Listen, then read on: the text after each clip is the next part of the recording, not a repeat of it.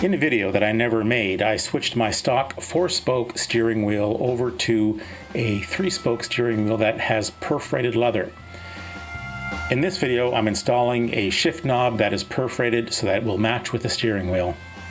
I headed over to Black Forest Industries and found a sweet shift knob for the low price of $179.99, and that came with an accompanying shift boot for only $89.99 for a grand total of $269.98.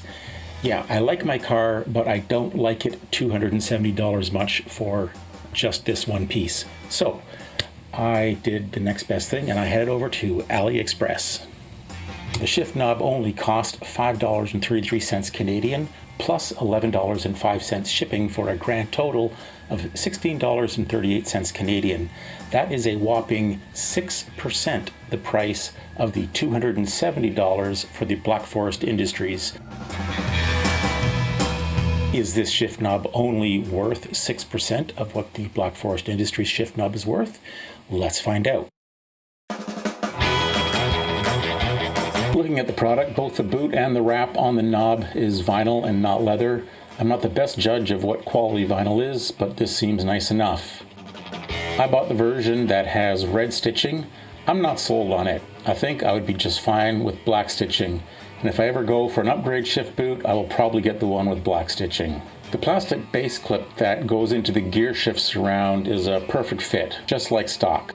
I like that it has the shift pattern on top. The Black Forest knob has their logo, which is nice and fancy, but I like the basic look of the shift pattern. One noticeable quality issue is the metal section that's below the knob. I'm not sure what it's called, but on the stock shift knob, like on the RS4, I guess the S4 as well, it's made of aluminum and likely machined.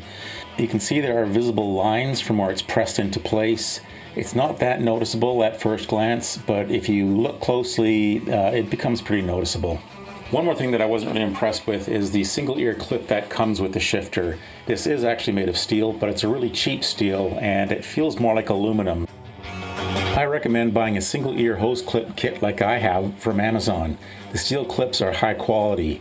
It comes with a tool to remove and install the clips. I've used this kit to do my power steering cooler hoses, my N80 purge valve, my boost gauge install, and Audi basically uses these clips everywhere. If you want to get this, use my Amazon affiliate link in the description below to buy this item, and if you do that, Amazon will throw me a few pennies, and you pay the same low price. On to the install.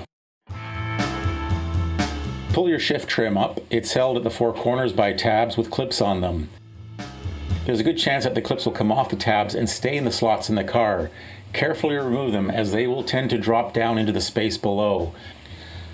I found that putting the car into 5th gear gives me better access to cutting the clip off. Use the single ear crimping tool to cut the clip. These can be tough to cut. Sometimes you have to give it a few tries before the clamp splits. An easier way to cut the clips is to use a Dremel tool with a cutting wheel on it.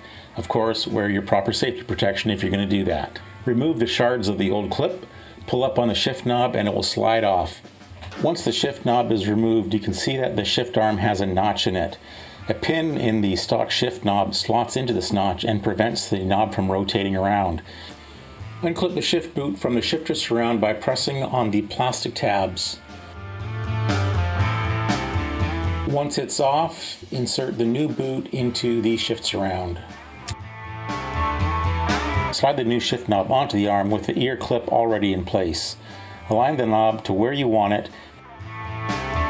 Crimp the clamp with the ear tool, making sure it stays aligned in its position. Press the shifter surround back down, making sure the clips engage into their slots. And then take the new shift knob for a test drive. The final result looks great at a quick inspection. Unless someone was paying close attention, I don't think they're going to notice that it's not a factory shift knob. The only downside is that it can twist, but it's super easy to twist it back into proper position.